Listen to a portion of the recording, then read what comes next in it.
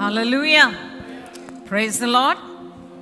ஆண்டவரை நம்பி வாழ்பவர்களுக்கு ஏமாற்றம் இல்லை. இன்னைக்கு இன்னொரு காரியத்தையும் உங்களுக்கு சொல்லிக் கொடுக்க போறேன். நீங்க ஏமாந்து போக மாட்டீங்க, வழி விலகி போக மாட்டீங்க, தோல்வி அடைய மாட்டீங்க, தோற்று போக மாட்டீங்க. எப்படி? தேவனுடைய பிரசன்னம் உங்களை நடத்தினா. ஹல்லேலூயா. இன்றைக்கு நாம் பார்க்க போகிறது the guidance that comes from God's presence. தேவனுடைய பிரசன்னத்தினாலே உண்டாகும் வழி நடத்துதல் என்று சொல்லி நாம் பார்க்க போகிறோம். வாசிக்கலாம். யாத்ராகமத்தின் புஸ்தகம் 13ஆம் அதிகாரம் 21-22 வசனங்கள். Exodus chapter 13 verses 21 and 22. அவர்கள் இரவும் பகலும் வழிநடக்க கூடும் படிக்கு கர்த்தர் பகலில் அவர்களை வழிநடத்த மேகஸ்தம்பத்திலும் இரவில் அவர்களுக்கு வெளிச்சம் காட்ட அக்கினி ஸ்தம்பத்திலும் அவர்களுக்கு முன் சென்றார். பகலிலே மேகஸ்தம்பமும் இரவிலே அக்கினி ஸ்தம்பமும் ஜனங்களிடத்திலிருந்து விலகி போகவில்லை. ஓகே, இந்த மேகஸ்தம்பம் அக்கினி ஸ்தம்பம் இஸ்ரவேல் ஜனங்களை வழி நடத்தியது என்று சொல்லி நாம் பார்க்கிறோம். நல்லா கவனிங்க. நம்ம அநேக நேரத்தில் இந்த அக்கினி ஸ்தம்பம் மேக ஸ்தம்பம் என்று சொல்லும் பொழுது நம்ம எப்படி யோசிக்கிறோம்னா, ஆண்டவர் ஏதோ ஒரு பெரிய ஒரு மேக தூணை அல்லது ஏதோ ஒரு பெரிய அக்கினி தூணை இஸ்ரவேல் ஜனங்களுக்கு முன்னாடி அனுப்பிட்டாரு. இது ஒரு இயற்கையான ஒரு தூண், something like a big pillar of cloud. ஏதோ ஒரு பெரிய ஒரு மேகம் மாதிரி முன்னாடி போச்சு, ஏதோ ஒரு பெரிய அக்கினி மாதிரி அது நைட்டில் மாறிக்குச்சு அப்படின்னு நம்ம யோசிக்கிறோம். ஆனா வசனம் என்ன சொல்லுகிறது தெரியுமா? வசனம் என்ன சொல்லுகிறது? அது வெறும் அக்கினி தூணோ மேக ஸ்தம்பமோ கிடையாது. அது யாரு? கர்த்தரே அவர்களோடு கூட அந்த மேக ஸ்தம்பத்துல அந்த அக்கினி ஸ்தம்பத்துல கூட சென்றாராம். ஹல்லேலூயா. God went with them. அவங்க தனியா போகல, அல்லது ஏதோ வழி நடத்துறதுக்கு நான் என் வல்லமை அனுப்புறேன், என் வல்லமை அவங்கள வழி நடத்தணும்னு ஆண்டவர் சொல்லல. God was with them. ஆண்டவர் அவர்களோடு கூட இருந்து அவர்களை வழி நடக்க பண்ணினாராம். பகலிலே மேகஸ்தம்பம், இரவிலே அக்கினி ஸ்தம்பம். சரி, இப்போ தேவ பிரசன்னத்துல இந்த வழி நடத்துதல் நமக்கு கிடைக்கும்னு நம்ம சொல்றோம். ஆனா நல்லா கவனிங்க, நான் இன்னைக்கு முக்கியமாக உங்களுக்கு சொல்லிக் கொடுக்க வேண்டிய ஒரு காரியம் என்னன்னா, இதை பெற்றுக்கொள்வதற்கான வழி என்ன. இப்போ நீங்கள் தேவனுடைய பிரசனத்துக்குள்ள வரீங்க. நீங்கள் தேவனுடைய பிரசனத்துக்குள்ள வரும்பொழுது தேவன் தன்னுடைய வழி நடத்துதலை உங்களுக்கு கொடுப்பார். டெஃபினட்டா அவர் பிரசன்ஸ் இருக்கிற இடத்துல அவருடைய வழி நடத்துதல் இருக்கும். Where his presence is there he will guide. ஆனால் நீங்கள் அந்த வழி நடத்துதலை பெற்றுக்கொள்வதற்கும் அதோட கனெக்ட் ஆகிறதுக்கும் ரொம்ப முக்கியமான ஒரு திறவுகோல் இருக்குது. என்ன அது? வாசிக்கலாம். சங்கீதம் 25:9. Psalm 25 verse 9. சாந்த குணம் உள்ளவர்களை நியாயத்திலே நடத்தி சாந்த குணம் உள்ளவர்களுக்கு தமது வழியை போதிக்கிறார். ஓகே, இந்த இடத்துல சாந்த குணமும் தமிழ்ல மொழிபெயர்க்கப்பட்டிருக்குது. கொஞ்சம் அந்த மொழிபெயர்ப்பு கொஞ்சம் மாற்றி யோசித்தோம்னா நல்லா இருக்கும். ஏன்னா ஆங்கிலத்தில் he leads the humble அப்படின்னு போட்டிருக்கு. ஆனால் ஒரிஜினலில் ஆக்சுவலாக சாந்த குணம் உள்ளவர்கள் தான் போட்டிருக்கு. ஆனால் இன்னைக்கு தமிழில் சாந்த குணம் அப்படின்னு சொன்னோன்னா எப்படிப்பட்டவங்க? ரொம்ப குவாய்ட்டாக இருப்பாங்க, அப்படியே ரொம்ப ஒரு மென்மையான ஒரு சைலண்டான கேரக்டர். ஆனால் அவங்களுக்கு ஒன்று தெரியுமா? இந்த சைலண்டான கேரக்டராக இருக்கிறவங்க சில நேரத்தில் ரொம்ப அழுத்தமாக இருப்பாங்க. கரெக்டா? அமைதலாக இருப்பாங்க, ஆனால் பயங்கர அழுத்தம். நீங்கள் என்ன சொன்னாலும் அவங்கள என்ன செய்ய முடியாது, உங்கள் வழிக்கு கொண்டாடவே முடியாது. அதனால் சாந்த குணம் என்பதற்கு அர்த்தம் புரிஞ்சுக்கணும். ஒன் சைடு அது தாழ்மையை குறிக்கிறது.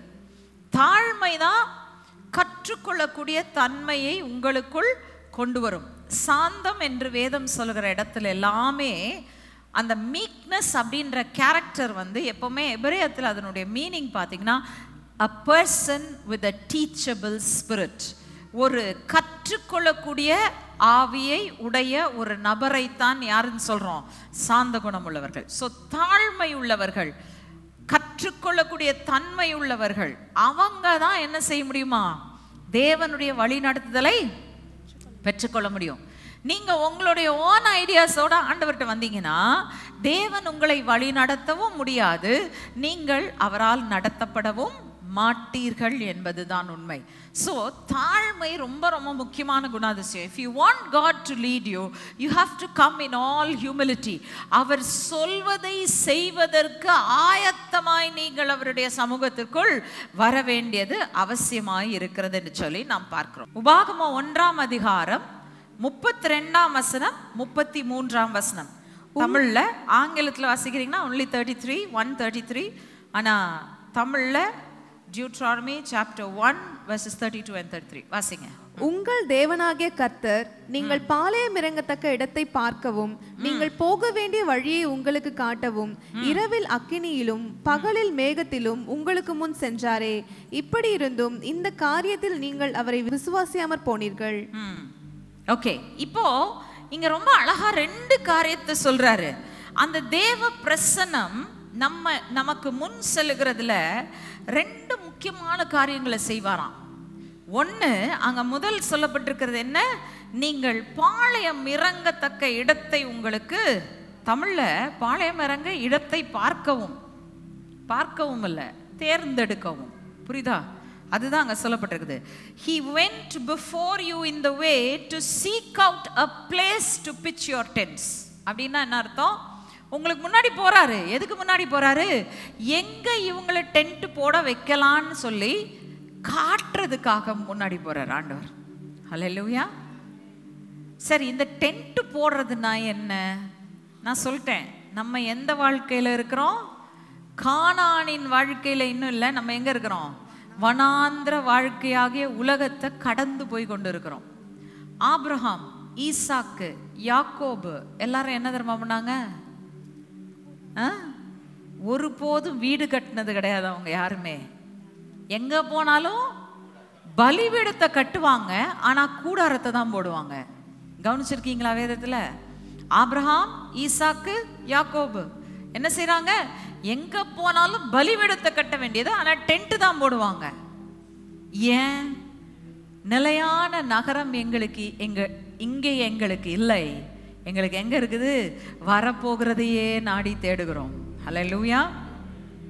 உலகத்துல எங்கேயும் நாட்டம் வச்சிடாதீங்க. உலகத்தின் காரியத்துல உங்களுடைய அன்பை வச்சிடாதீங்க. உங்களுடைய கண்களை பதிச்சிடாதீங்க. உங்களுடைய நோக்கத்தை வச்சிடாதீங்க. ஏன்னா இங்க நீங்க வெறும் டென்ட் போட தான் அழைக்கப்பட்டிருக்கிறீங்க. ஹல்லேலூயா. என்ன டென்ட்டு? இந்த உலகத்துல ஏன் டென்ட் என்ன அப்படின்னு கேட்டிங்கன்னா, எங்க போடணும் அப்படின்னா, அந்த டென்ட் அப்படின்றது எதை குறிக்குது அப்படின்னு சொல்லி பார்த்தீங்கன்னா, it is what god has called you to. உங்களை என்ன செய்வதற்கு தேவன் அழைத்திருக்கிறாரோ அதை செய்வது, அதை கண்டுபிடித்து செய்வதற்கு தேவன் உங்களுக்கு வைத்திருக்கிற ஸ்தலத்தை அது குறிக்கிறது. சரி, அதுக்கு இன்னும் திரும்ப வரேன். நான் ஃபர்ஸ்ட் வழி நடத்துறதை பற்றி சொல்லிடுறேன். ஏன்னா இந்த வசனத்தில் முதலாவது டென்ட் போடுறதை பற்றி தான் பேசியிருக்கு. ஆனால் நம்ம இந்த வழி நடக்கிறத பற்றி பார்த்துடலாம். ஏன்னா வழி நடக்கிறதா கம்ப்ளீட்டாக செய்ய போகிறது. இப்போ நல்லா கவனிங்க, எங்கேருந்து ஆரம்பித்தாங்க இவங்க ஜேர்னியை? இஸ்ரவேல் ஜனங்க எங்கேருந்து பிரயாணம் புறப்பட்டாங்க? எகிப்தில் இருந்து. எங்கே போகிறாங்க? கானானுக்கு போகிறாங்க. மோசேக்கு வழி தெரியாதா? மோசேக்கு வழி தெரியாதா? நிச்சயமா தெரிஞ்சிருக்கும். அவருக்கு ஹிஸ்டரி ஜியோகிராஃபி எல்லாம் நல்லாவே தெரிஞ்சிருக்கும். ஏன் சொல்லுங்க பாப்போம்? அவர் அடிமையா வளர்க்கப்படல. எங்க வளர்க்கப்பட்டாரு? பார்வோனுடைய அரண்மனையில ராஜகுமாரனா வளர்ந்தவருங்க. அப்ப எல்லா ஞானமும் அவருக்கு என்ன செஞ்சிருப்பாங்க?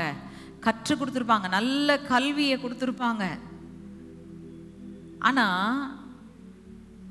பல ரூட்ஸ் இருந்தும் தேவனுடைய பிரசனம் அவங்கள நடத்தின வழியில மட்டும்தான் போனாங்க. There were many ways to Canaan. நல்லா ஞாபகம் வச்சுக்கோங்க, நிறைய வழிகள் இருந்தது. எந்த வழியை வேணாலும் நாங்க சூஸ் பண்ணி போகலான்னு போயிருந்தாங்கன்னா, நான் சொன்ன மாதிரி அவங்க சுதந்திரத்திற்கு வந்திருக்கலாம், சுதந்திரத்துக்குள் பிரவேசித்திருக்க முடியாது. புரியுதா? ஏன்னா தேவ பிரசனம் முன் சென்றால் ஒழிய சத்துருக்களோடு அவர் எதிர்த்து போராட மாட்டார். அவர் பிரசன்ஸ் வேற எங்கேயோ இருக்கு, நான் வேற வழியில போய் நிக்கிறேன் அப்படின்னா எனக்காக போராடுவாரா? மாட்டாரு. நீ உன் வழியில நடந்தா நீ உன் வழியை பார்த்துக்கோன்னு விட்டுருவாரு. நல்லா கவனிங்க, நம்ம வாழ்க்கையில நிறைய நேரத்துல there are many choices, நிறைய விதத்துல செய்யலாம். நம்ம என்ன செய்றோம்? நம்ம ஞானத்துக்கு நம்ம அறிவுக்கு சிறந்ததாய் தோன்றுகிறதை தான் நாம் செய்கிறோம். ஆனா தேவன் இஸ்ரவேல் ஜனங்களுக்கு என்ன செய்தார் பாருங்க. வாசிங்க யாத்ராகமத்தின் புஸ்தகம் 13ஆம் அதிகாரம் 17-18 வசனங்கள். Exodus chapter 13 verses 17 and 18. பார்வோன் ஜனங்களை போகவிட்ட பின் ஜனங்கள் யுத்தத்தை கண்டால் மனமடிந்து எகிப்துக்கு திரும்புவார்கள் என்று சொல்லி பெலிஸ்தரின் தேசவழியே போவது சமீபமானாலும். நல்லா வாசிங்க.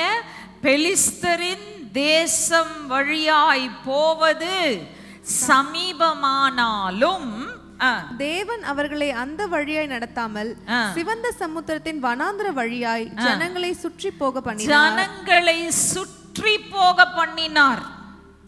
இஸ்ரவேல் புத்திரர் எகிப்து தேசத்திலிருந்து அணி அணியாய் புறப்பட்டு போனார்கள். இங்க ரொம்ப அழகா சொல்லப்பட்டிருக்குது. என்ன தெரியுமா? அந்த கடைசியா தமிழ்ல அதனுடைய அர்த்தமே போயிருச்சு. இங்கிலீஷ்ல பார்க்கும்போது எனக்கு ஷாக் ஆயிட்டேன் நான். என்ன சொல்லிருக்கலாம்? இஸ்ரவேல் புத்திரர் எகிப்து தேசத்திலிருந்து அணி அணியாய் புறப்பட்டார்கள். அப்படின்னா என்னங்க? அணி அணியாய் புறப்பட்டார்கள்னா என்ன? நம்ம யோசிப்போம். ரொம்ப அழகா லைன் லைனா ரோவா அப்படியே ரொம்ப ஒழுங்கா நடந்து போனாங்க. ட்ரைபா நடந்து போனாங்க. ஆங்கிலத்தில் என்ன தெரியுமா சொல்லப்பட்டிருக்குது? ரொம்ப பியூட்டிஃபுல்லா சொல்லுது. The people of Israel went out of the land of Egypt equipped for battle. Hallelujah. அணிவகுத்தது எதற்கு? அவங்க யுத்தத்துக்கு ஆயத்தமா இருக்கிறாங்க. பார்வோன் போக விட்டுட்டான். ஆனா நாங்கள் ஒருவேளை யுத்தங்களை சந்திக்க நேரிடும் என்று சொல்லி அவங்க ஆயத்தமா போறாங்க. God had them equipped for battle. நல்லா புரிஞ்சுக்கோங்க. ஆண்டவர் எக்விப் பண்ணிட்டாரு. அது வரைக்கும் அவன் மணிக்கரண்டியும் மண் சட்டியும் மண்ணை அல்ற சட்டியும் வச்சுக்கிட்டு கட்டடம் கட்டிட்டு இருந்தான். ஆண்டவர் அதை தூக்கிட்டு போக சொல்ல. He equipped them for battle. வெளியில போகும்போது யுத்தத்தை சந்திக்கிறதற்கு ஆயத்தமாக்கப்பட்டவர்களாய் போகிறார்கள்.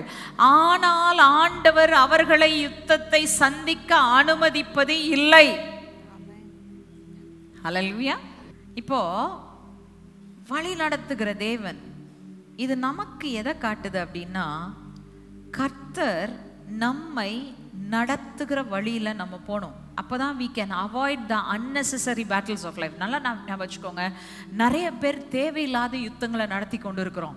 நிறைய பேர் தேவையில்லாத போராட்டங்களை சந்தித்து கொண்டிருக்கிறோம். அதற்கு காரணம் என்னன்னு கேட்டீங்கன்னா, நம்ம தேவ பிரசன்னத்தை பின்தொடர்ந்து போகாம சுய புத்திய, சுய யோசனைய, சுய இச்சைய பின்தொடர்ந்து போனதுனால தான் சிக்கல்ல மாட்டிட்டு இருக்கிறோம். தேவ பிரசன்னத்தை பின்தொடர்ந்து போயிருந்தோம்னா பிரச்சனையே இருந்திருக்காது. விளங்குதா உங்களுக்கு? ஓகே. இப்போ அடுத்தது இதை செய், வா நான் வாசலை திறக்கிறேன் உனக்குன்னு சொன்னார்னா அங்க போய் என்ன செஞ்சிடணும்? டென்ட்டை போட்டுடணும். விளங்குதா? நீங்க செய்யறதுல உண்மையா இருங்க. அவர் என்ன செய்வாரு? இங்க இருந்து எழும்புப்பா, அடுத்த இடத்துக்கு போகலாம், அங்க டென்ட் போடலாம். இப்போ இதுல என்ன பாதுகாப்பு இருக்குதுன்றதை மட்டும் சொல்லிடுறேன் நான். இஸ்ரவேல் ஜனங்களை குறித்து ஒரு இடத்துல சொல்லியிருக்கு. என்னாகமத்தின் புஸ்தகம் 22ஆம் அதிகாரம் 1ஆம் வசனம் வாசிங்க. பின்பு இஸ்ரவேல் புத்திரர் பிரயாணம் பண்ணி எரிகோவின் கிட்ட இருக்கும் யோர்தானுக்கு இக்கரையிலே மோவாபின் சமனான வெளிகளில் பாளையம் இறங்கினார்கள். எங்கே இறங்கினார்கள்? மோவாப்ல பாளையம் இறங்கினார்கள். வந்துட்டாங்க, பக்கத்துல வந்துட்டாங்க. எரிகோவுக்கு போனாங்கன்னா தேசத்துக்குள்ள போயிடலாம். மோவாபுக்கு வந்துட்டாங்க. ஆனா மோவாப்ல வந்தப்போ ஒருத்தனுக்கு வந்துச்சு பாருங்க எரிச்சல். இவங்களை பார்த்த உடனே இவங்க என்ன, இவங்களுக்காக இவங்க தேவன் யுத்தம் செய்யறாரு, இவங்களுக்காக இவர் எல்லாரையும் போட்டு அழிக்கிறாரு. ஓகை அழிச்சாரு, சீகோன் அழிச்சாரு, அடுத்தது இவனுங்க என்ன அழிக்க வந்துட்டானுங்க. எனக்கு பயமா இருக்கு. நல்ல கவனிங்க. பல நேரத்துல உங்க சத்துருக்கள் உங்களுக்கு விரோதமா எழும்புறது, சீறி எழும்புறது காரணமே என்ன தெரியுமா? அவனுக்கு உங்களை பார்த்தா பயம். அதனாலதான் உங்களுக்கு விரோதமா எழும்புறான். ஓகே. இப்ப இவன் எழும்புனான். எழும்பி என்ன பண்ணா? இவனுங்களோட போய் சண்டை போடுறதுக்கு தைரியம் இல்லை. தொட நடிங்க. இப்ப வந்து சண்டை போட வேண்டியதானே, சண்டை போடலையாம். என்ன பண்ணுவாராம்? பீலையாம கூப்பிடுவாராம். கூப்பிட்டு இவங்க மேல சாபம் போட சொல்லுவாராம். நிறைய பேர் இப்படிதான் இருக்கானுங்க. டைரக்டா கன்ஃபரன்ட் பண்ண முடியாது அவனுங்களால. உங்க சத்துருக்கள் இப்படிதாங்க. உங்களை நேருக்கு நேர் சந்திச்சு உங்களை முகத்துக்கு முகம் பேச முடியாது அவனால, எதிர்கொள்ள முடியாது அவனால. அதனால என்ன பண்ணுவான், முன்னாடி வர்றதுக்கு பின்னாடி பின்னாடி போவான். அவங்க அங்க இருக்கதான் லாய்க்க போயிட்டு என்ன பண்ணுவான், சாபத்தை போடுறானா. இப்ப ஆண்டவர் சொல்றாரு, நான் சபிக்காதவர்களை நீ எப்படி சபிப்பாய் பார்த்துக்கலாம். நான் சபிக்காதவங்களை நீ எப்படி சபிக்கிற பார்த்துக்கலாம்.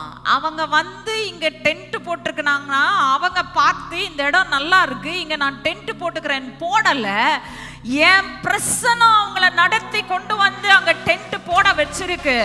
நான் தெரிந்து கொண்ட ஜனங்களை, நான் தெரிந்து கொண்ட என் ஜனங்களை ஒருவனும் ஒருபோதும் கை போட முடியாது.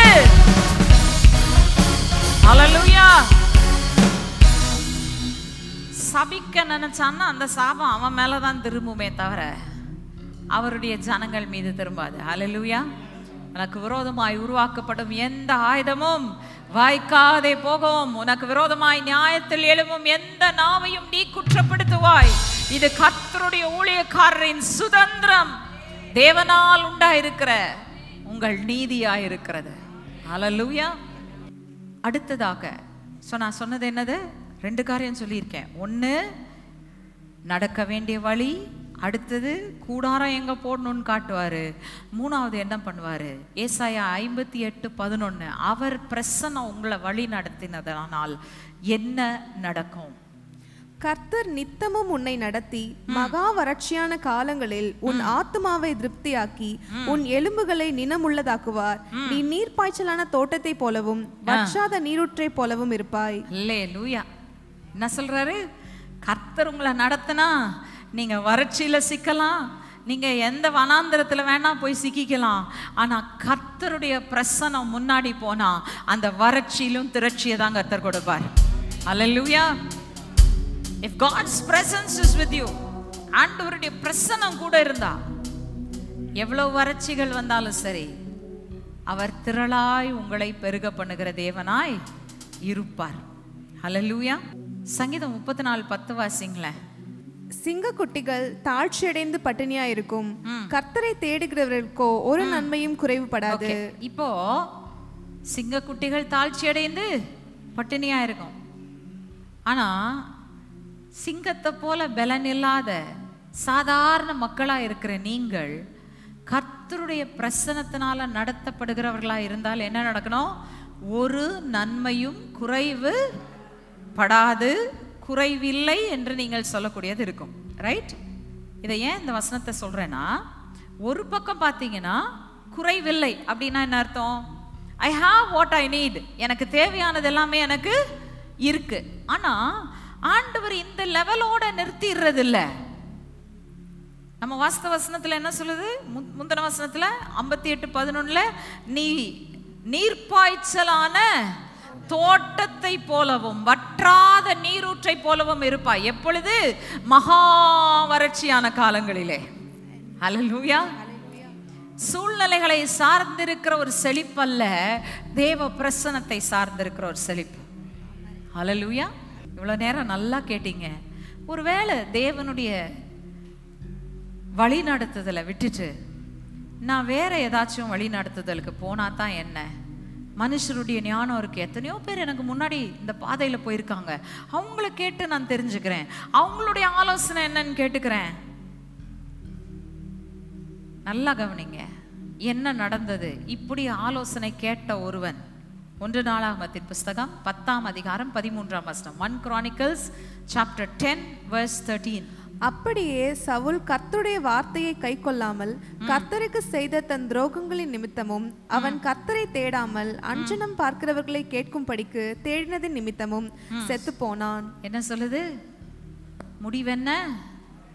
செத்து போனான். தேவனுடைய நடத்துதலை கேட்காமல் முதல்ல அவன் கேட்கல, அதனால்தான் இந்த நிலைமைக்கே வந்தான். கரெக்டா? அன்னைக்கு அமலேக்கியரோட யுத்தத்துக்கு போயிட்டு வரும்போது தேவன் சாமுவேல் மூலமா ஏற்கனவே சொல்லியிருந்தார்.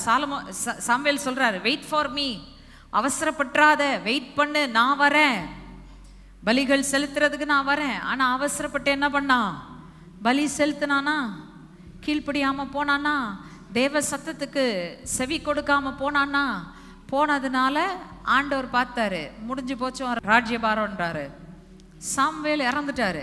சாமுவேல் செத்து போய் பல நாட்கள் கழித்து அடுத்த யுத்தத்துக்கு போறான். யுத்தத்துக்கு போகும்போது தீர்க்கதரிசி இல்லை. காரணம் என்ன? தீர்க்கதரிசியின் மூலமா சொன்னதை நீ கேட்கலன்னா அடுத்த முறை தீர்க்கதரிசியே இருக்க மாட்டான். நீ எங்க போகணும்? வழி நடத்துதலுக்கு குறி பார்க்கிறவன்ட்டையும் மற்றவன்ட்டையும் போனோம். போனா என்ன ஆகும்? ஒரே அடி, முடிஞ்சு போச்சு கதை. ரொம்ப அழகா சொல்லுது லேவியராகமத்தின் புஸ்தகம். நான் அதை எடுக்கல, நான் நிறைய வசனம் போயிருச்சு அப்படின்றதுனால எடுக்கல. லேவியராகமத்தின் புஸ்தகத்துல சொல்லுது, சூனியக்காரிகளையும் மந்திரவாதிகளையும் போய் குறி கேட்காத, கேட்டனா உன் பரிசுத்தம் குலைக்கப்படும், பரிசுத்த குலைச்சல் வந்துரும் சொல்றார் ஆண்டவர். சவுல் தேவனுடைய கைடன்ஸை கேட்காம மற்றவங்க சொன்னதை கேட்டதுனால என்னாச்சு? அவனுடைய அழைப்பை அவன் அசுத்தப்படுத்தினான், ஜனங்களை அசுத்தப்படுத்தினான், ராஜ்யம் அவன் நிமித்தமாக அசுத்தப்படுத்தப்பட்டது. ஞாபகம் வச்சுக்கோங்க, we have to be careful. நாம் அழைக்கப்பட்டிருக்கிற அழைப்புல பரிசுத்தத்தோட நிக்கணும்னா கர்த்தருடைய சத்தத்தை காதுகளில் கேட்கணும். தயவு செய்து ஞாபகம் வச்சுக்கோங்க, பரிசுத்தம் இல்லாமல் ஒருவனும் தேவனை தரிசிக்க முடியாது. ஆண்டவருடைய வார்த்தை நமக்கு போதிக்கிறது, பரிசுத்தம் என்ன என்பதை போதிக்கிறது, பரிசுத்த வழிகளை நமக்கு போதிக்கிறது. கர்த்தர் அவருடைய பிரசன்னத்தினால இந்த வார்த்தையை எடுத்து கொடுத்து நம்மளை நடத்துறார். நம்ம அதை கேட்கறதுக்கு மறுத்து விட்டு சுய ஞானம் சுய ஆலோசனையின்படி நடப்போமானால் சவுலுக்கு வந்த முடிவு தான் நமக்கு வரும். ஆனால் ஆண்டவர் அந்த முடிவு உங்களுக்கு வராமல் காத்துக்கொள்வாராக. சாலமோனை போல ஞானத்தோடு கூட தேவனுடைய வழிநடத்துதலோடு அவருடைய பிரசன்னத்துல நிற்கிறவர்களாய் சரியானதை கேட்கவும் கேட்டதை மட்டுமல்ல கேட்காததையும் பெற்றுக்கொள்ளத்தக்கதாக தேவன் கிருபை செய்வார். அதான் நம்ம பாடின ஸ்டீஃபன் பாடின பாட்டு, கேட்டதிலும் அதிகமாய். கரெக்டா? அந்த புது பாட்டு, அது ரொம்ப அழகான பாட்டு. ஏலீரே, கேட்டது மட்டும் இல்ல, என்ன செய்தீர்? கேட்காததையும் கூட கொடுத்தீங்க ஆண்டவரே. ஏன்? முதல்ல கேட்டதே நீங்க கேட்க வச்சதை தான் கேட்க வச்சீங்க. அல்லேலூயா. நீங்க கேட்க வச்சதை தான் நான் கேட்டேன். கேட்ட உடனே என்ன செய்தீர்? கேட்டதை மட்டுமல்ல கேட்காததையும் கூட கொடுத்தீர். இதுதான் அதுக்கு அடிப்படை. சாலமோன் கேட்காத ஐஸ்வரியத்தையும் கனத்தையும் ஞானத்தையும் கர்த்தர் கொடுத்தார்.